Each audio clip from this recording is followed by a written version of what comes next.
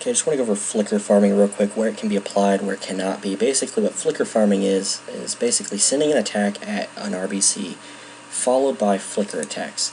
Now basically, I'll just quickly show this in demonstration. Now this is a level 8 RBC. I'm going to send the 30,000 NIMs needed to take it out. After that, basically what you're doing is you are sending, one Flickerform attacks over and over. The game's running a little bit slow, so bear with me here.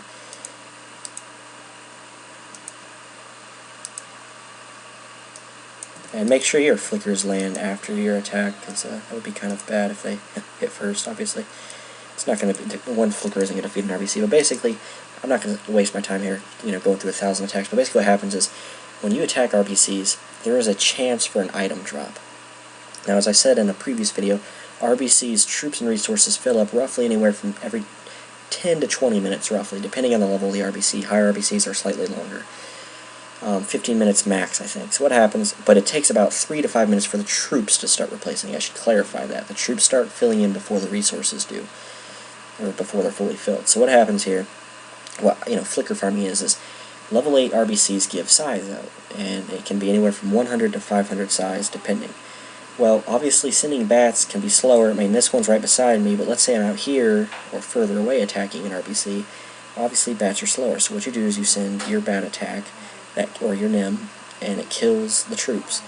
What you want to do is time your flickers to land right after your bat attack, and what you do is you just keep sending the flicker forms over and over and over and over until you see -2 power flash across the screen. That means the troops are starting to come back. What you do there is you send more bats again to clear it out, and you do it over and over again.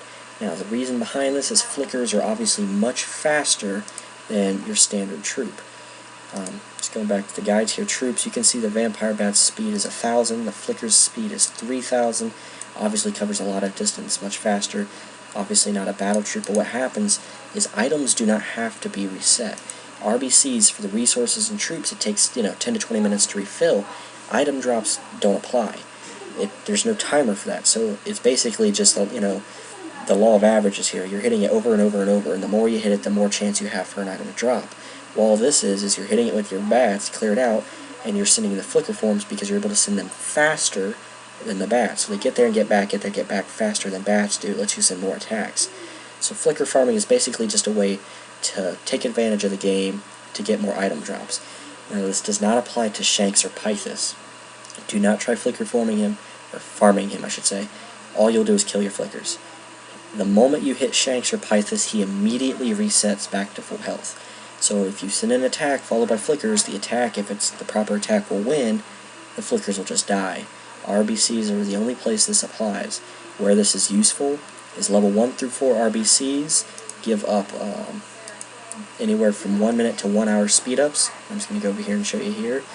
This 2.5 hour speed up, I think this has changed. I've never seen this in my life. Maybe it still does, but I've farmed these things a couple thousand times and still never got it, so I'm not sure I buy that one.